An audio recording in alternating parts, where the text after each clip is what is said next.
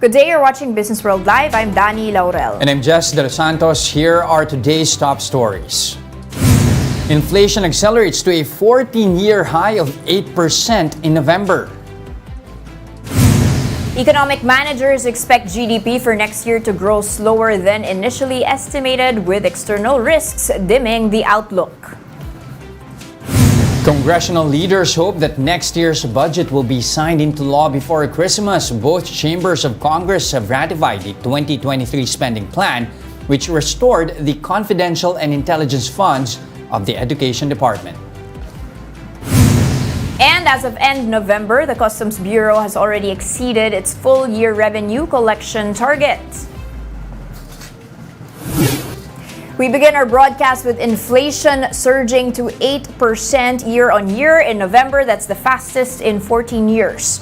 Now, last month's inflation print was quicker than the 7.7% print recorded in October. This also marked the 8th straight month that inflation breached the Bangko Sentral's annual target of 2 to 4%.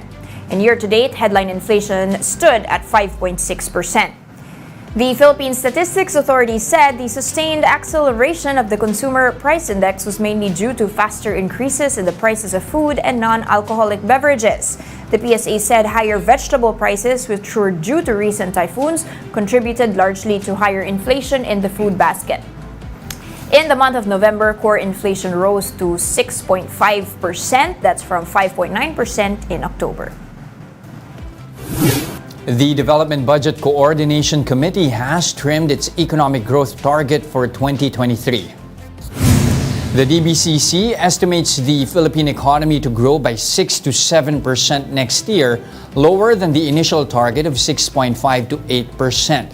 While the DBCC says the country is on track to meet its growth target of 6.5 to 7.5% this year, global headwinds will pose a challenge to the economy in 2023.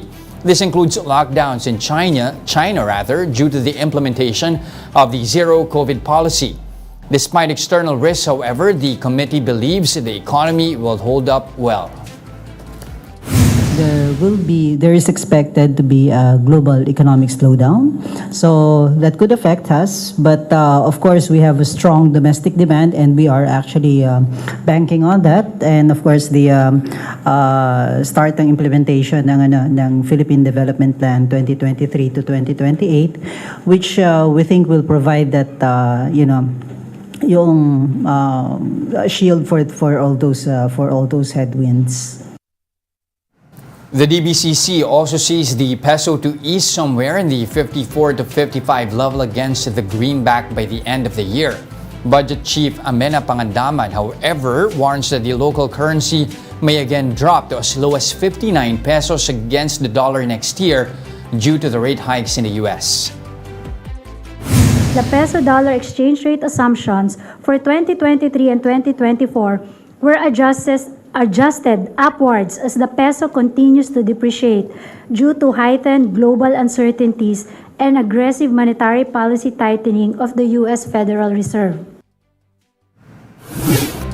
Now, following Bangko Sentral Governor Medalla, at least 10 business groups have also expressed opposition against the proposed Maharlika Wealth Fund. But Finance Chief Ben Jokno, who also formerly served as BSP governor, says the country has more than sufficient forex reserves that can be set aside for the planned Sovereign Wealth Fund. Shaila Francisco with the report. More than 10 business associations and economic policy groups have now joined forces to voice out their concern over the proposed Maharlika Wealth Fund. In a statement, the groups pointed out the country has neither commodity-based surpluses nor surpluses from external trade and state-owned enterprises that the Sovereign Wealth Fund can manage. They say the government's priority is the management of fiscal deficit and public debt. But instead of leaving a legacy of surplus funds, the current generation, they say, is leaving a legacy of debt which future generations need to finance. The groups have also expressed reservations on the possible solvency of social pension funds, contingent liabilities, monetary independence of BSP, government's intervention in economy, and transparency. The groups joining the opposition against the Maharlika Wealth Fund include the Foundation for Economic Freedom, Makati Business Club, Management Association of the Philippines, among others. But the Finance Department counters their claims. Finance Secretary Ben Jokno said that the country does not need to have a surplus in budget to have a wealth fund, so long as it has a steady source of income like oil, mining, and tollways. You don't need to have a surplus in your budget account to have a wealth fund. Okay, so for example, if you have a steady source of revenues, let's say, I mentioned oil, mining, right? Even the bandwidth, right? We should have, looking back, we should have auctioned the bandwidth. No? Jokno, a former central bank chief, also said the country has more than sufficient forex reserves that can be set aside for the proposed Maharlika Wealth Fund. GSIS President and General Manager Vic Abola also noted now is the best time to the wealth fund to be established. Napakaraming industriya, ang napakalaking capex, capital expenditures. At dyan po nahihirapan ang ibang mga kumpanya to be able to pursue a number of key projects, primarily because they need to source funding. At ang ginagawa po natin ay gusto natin makatulong at ma-identify kung ano po itong mga industriya na ito na prioridad ng republika natin para umusad ang ating ekonomiya. Veloso also addressed rumors on the possible solvency of social pension funds. Ang contribution po ng aming mga miyembro ay 9%. Nagko-contribute ang gobyerno ng 12% for a total of 21%. Pagka nag-retire po sila, 90% of their pay for the last 3 years, ibibigay po namin yan. Ang kailangan po natin ay to have the same kind of investment techniques and strategies that the private sector is doing. Jokno also said the critics need not to focus on the failure of other wealth funds like that of Malaysia, noting that the Maharlika Wealth Fund has enough safeguards. It will also be up to GOCC to decide on the investment. Yung investment decision nila will be governed by the respective boards. Okay? Hindi naman namin sila pinipersa kung ayaw nila mag-invest. Wag. Meanwhile, the BSP Monetary Board says it supports any efforts to widen the fiscal space, but says there is a need for the BSP to maintain its gross international reserves. That we have needed the JIR to help manage volatilities in the exchange rate. We've had to do that because the pressure exerted by the global changes occasioned by the Fed have forced us to intervene more than usual in the foreign exchange market. And so, as you could see, last year our JIR was close to 110 billion US dollars. Now it's down to 95. We've expended some ammunition in helping that, and we'd like to try our best to preserve that ammunition for future battles. That's one aspect. On the supervisory role, Hindi siya depleted. It's equivalent to 7.5 months of imports. No? Kailangan mo lang 3 months. So sobra-sobra pa rin yun. That's too much ammunition. Jokno also hit BSP Governor Medallia's reservation on the Maharlika Wealth Fund. Panabasa yung bill, di ba? So out of ignorance, magko-comment ka. I'm not saying na ignorante siya, no? Jokno sees the passage of Maharlika Wealth Fund by mid-next year, but he notes guarantees stated in the law should be removed. Shaila Francisco, we are One News.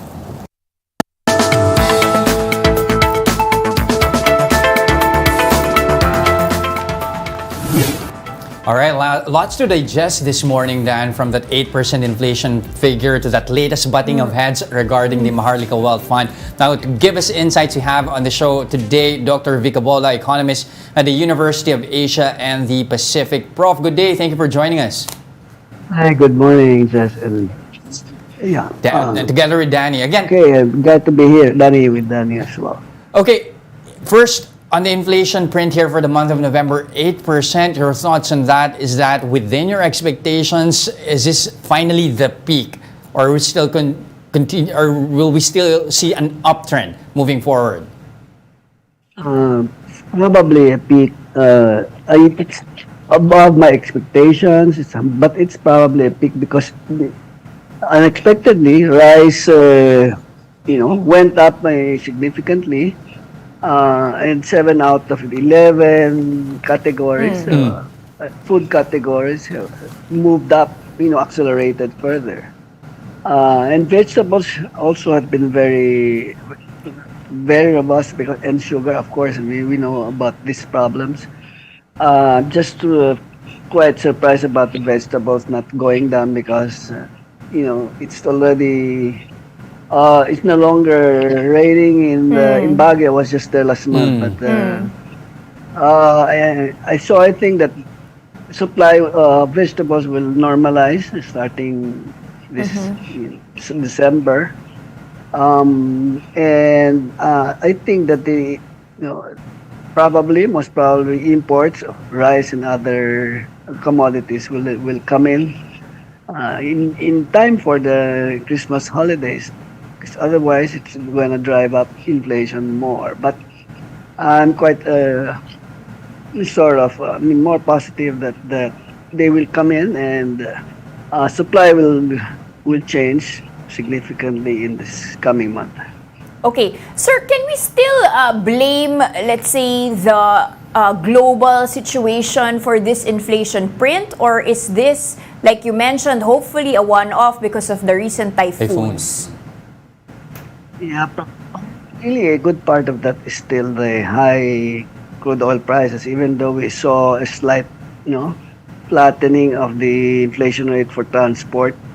That that has a multiplier effect on the other commodities because you have to count on the logistic costs, especially if we are still bringing vegetables all the way from Baguio. And that's one of my recommendations to the current administration, that we have to develop vegetable farming nearby, like in Tanay, which has sufficient height, as well as in Tagaytay area and Prof, Laguna. sorry to interrupt. How much longer source is this transport issue going to be, since the oil prices have gone down and the commodity prices for fertilizer have gone down? Why are we still feeling this even with the oil price rollbacks in November? Yeah, it's not so easy to bring down prices, especially if your inflation is also high. So it does have a tendency to push itself up, and that's why it's good news that we have lower prices of fuel, and then logistic costs seems to have stabilized. So it's a matter of the production supply coming in more advantageous costs. But at the same time, core inflation, how worrying is that? I mean, the continuous increase here, over 6% now. Yeah, that means that the initial price increases, a lot of it due to oil plus food, has been transmitted to the other items. That's what we have to look at to see if inflation is going to go down. But as I said, I think the second round effects are waning. Okay. So I think that this should be the peak of the inflation. Now, of course, 8%. you have BSP Governor Felipe Medalla saying that the board is kind of split on how to move in their next meeting, 25 or 50 basis points. Where do you see them heading? I think they'll be more aggressive. They'll probably do 50 basis points because of this inflation print. And I think that will match as well the U.S. Fed's, which I believe will raise it by 50 basis points in December 14. So they will just match that. So I think that it's almost, I'm more confident that the BSP will do a 50 basis point hike. Will that in any way arrest inflation, or is that just a way to prop up the peso?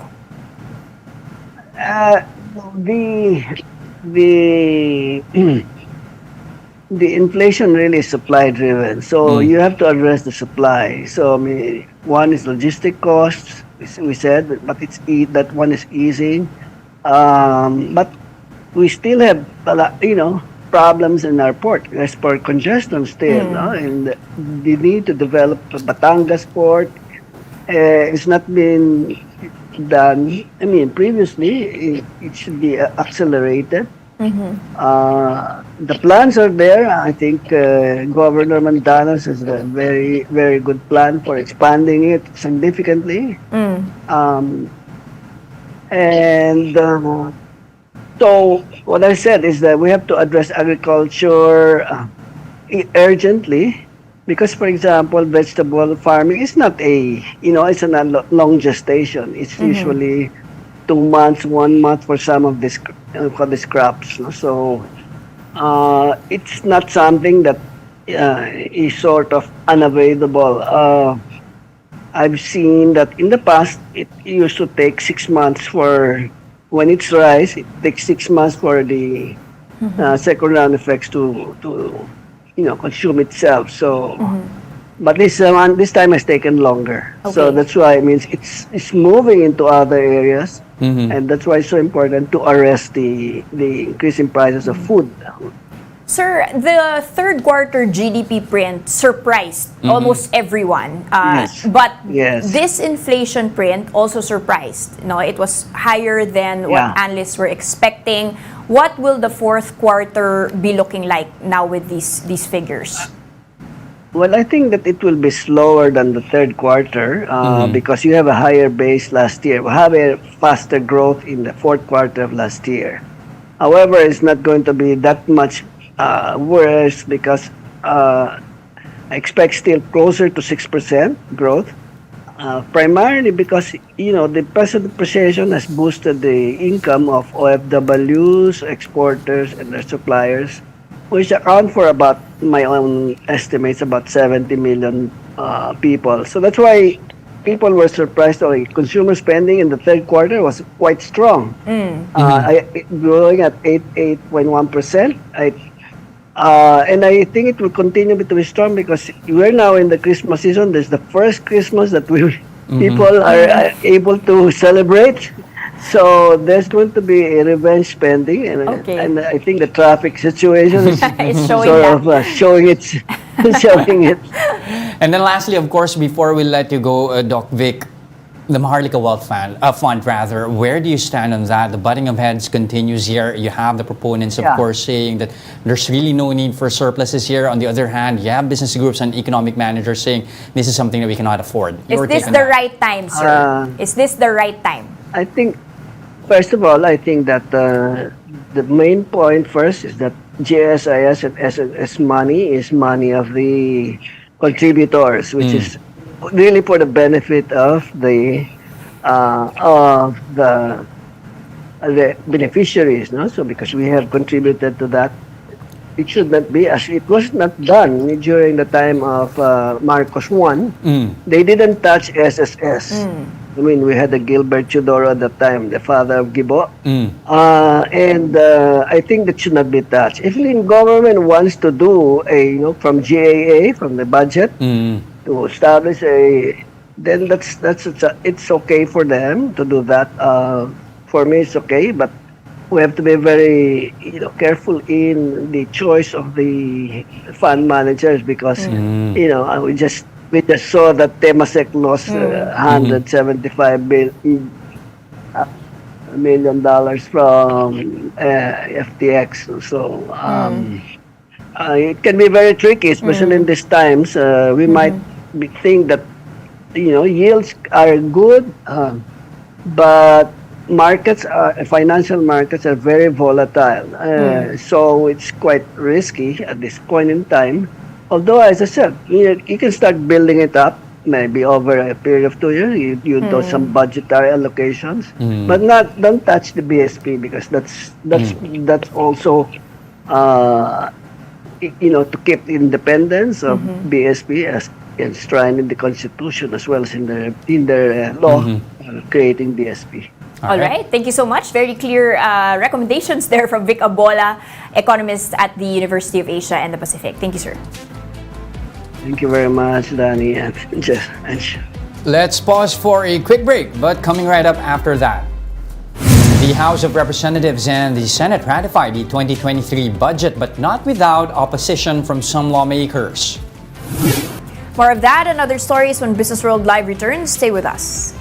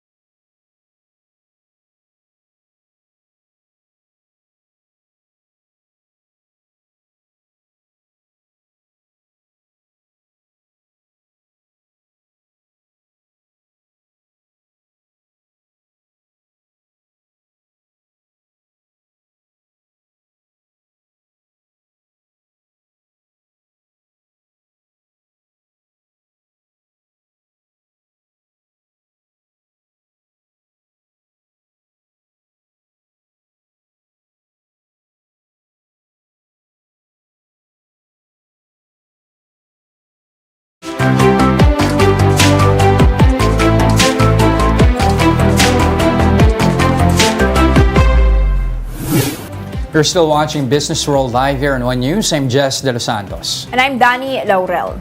Now, the Senate and House leaders expect the 2023 budget to be signed into law by President Bongbong Marcos before Christmas. This is both chambers of Congress have ratified the reconciled version of next year's spending plan, despite opposition from the Senate minority. Camille Samonte with the report. In keeping with Congress' target of passing the national budget before Christmas, both chambers have ratified the report of Bicameral Conference Committee on 5.268 trillion peso budget for next year. The reconciled version of the spending plan will be brought to Malacanang for the President's signature for it to officially become a law. Among the notable amendments in the reconciled version is the restoration of the 150 million peso confidential and intelligence funds or CIF of the Education Department. That's a decision of the House, the leadership na ituloy, no? Kasi mahirap yung mga kabataan natin na re-recruit sa maling papuntang landas. So we want the DepEd to spearhead kasi ang ating mga kabataan, di ba, na pupunta rin sa maling landas. The 10 billion peso budget for National Task Force and Local Communist Armed Conflict or NTF-LCAC was also restored. This despite lawmakers' concerns over red tagging issues surrounding the task force, as well as its low budget utilization rate. We asked the agency to be more efficient and prudent kasi as of now, it's only 2% were utilized for year 2022. December na ho ngayon. So we urge and we na utilize it. Sayang ng 98% kung sa tingin natin na nakakatulong yun ng maigi. The Bicameral Conference Committee also removed the provision requiring agencies with confidential intelligence funds to submit quarterly accomplishment reports to Congress. The Senate Minority Bloc expressed disappointment in the removal of what was supposed to be a safeguard for CIF spending. Parang pinilayan natin mismo yung ating sariling committee, maging ang jurisdiction niya, doon na lang po sa confidential funds. Tila naging mapurol at pudpod ang proteksyong binigay sa pondo ng bayan by granting in full all the requests for confidential and intelligence funds under the Marcos Duterte administration. Only Senate Minority Leader Coco Pimentel and Senator Risa Hontiveros voted against the ratification of the BICAM report on 2023 budget in the Senate. However, Senate Finance Committee Chairman Sonny Angara pointed out that the Oversight Committee can still require reports on agencies' CIF spending. I don't think there's anything which prevents the Oversight Committee, Your Honor, from requiring the submission of reports with respect to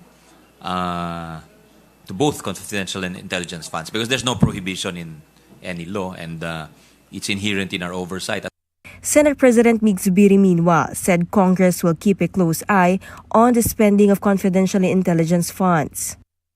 We will look at how they will spend these funds. I assure our minority leader and deputy minority leader, of which the minority leader is part of, that we will scrutinize and make sure that the funds are well spent, and so that the next years, as our minority leader, Senator Pimentel, had said, this year we watch, we wait, we get them accountable.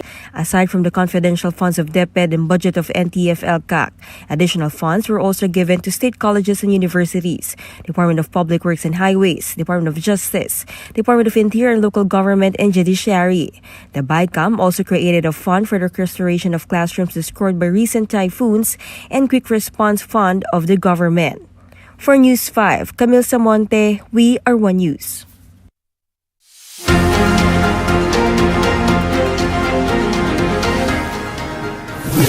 Heads up, motorists, it's a good time to fill up your tanks as oil companies are implementing a new round of price cuts. Effective today, December 6, gasoline prices will roll back by 1 peso and 95 centavos per liter. Diesel, on the other hand, will see a decrease of 1 peso and 90 centavos per liter. Pump stations that carry kerosene will cut prices by 1 peso and 65 centavos. This is the 7th consecutive week of rollbacks for diesel and the 3rd week for gasoline and kerosene.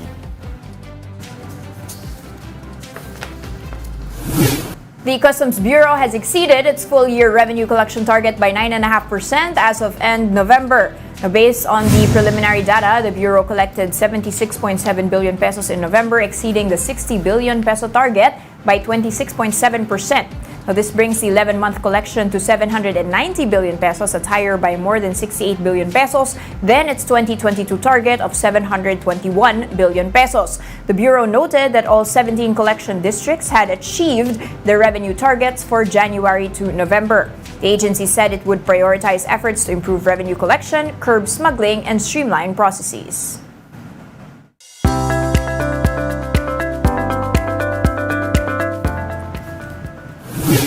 And the PLDT Group is looking to ramp up its network rollout in Mindanao.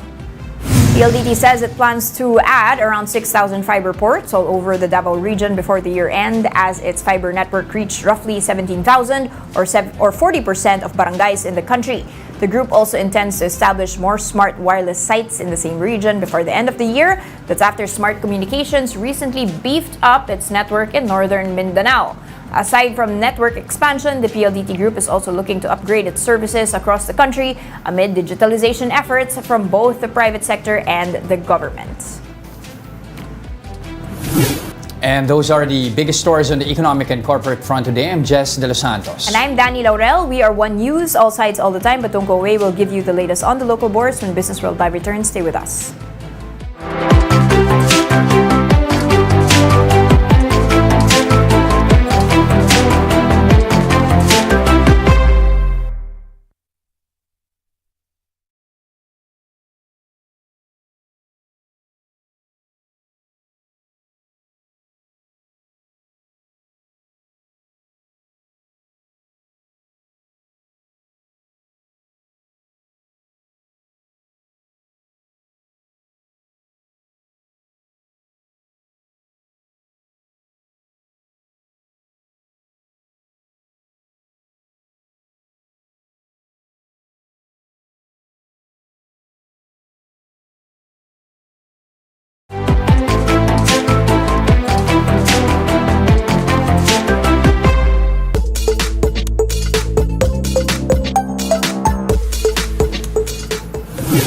And you're still watching Businessworld Live here on One News. Now, Dan, 8% inflation print, that only means that real return might actually be negative despite the rally that we've been having the past few weeks. Medyo masakit for 1 month, but nevertheless, Jess, you can see that, it's not necessarily punishing the index for this morning. We're actually up by 0.7%, but recall that yesterday we already slid and the past 3 days have been on the downward trend, especially as the DBCC had released the lowered targets kahapon na. So that did happen before the market closed. Very quick check here on the stocks that are moving after, of course, this inflation print for the month of November came out. You've got banks, one bank or a couple of, actually three big banks leading the charge here. Big question on what the BSP is going to be doing next. Whereas you've got Robinson's Land, one of the worst performers here, and a couple of consumer stocks as well in the negative territory. And finally, quick check on our peso. Actually, earlier on it was actually strengthening a touch. We're back to 56 levels here, so very interesting to see how the impact of this inflation, whether that's already the peak, will be impacting the strength of our local currency, Jess. All right, and that's it for today, December 6, 2022. Join us again tomorrow at exactly 9:30 a.m. You can also catch us on Signal Play. Register for a free account now at www.signalplay.com and stream One News live anytime, anywhere. I'm Jess Delos Santos. And I'm Danie, Laurel. Stay safe, Philippines. We are One News, all sides, all the time.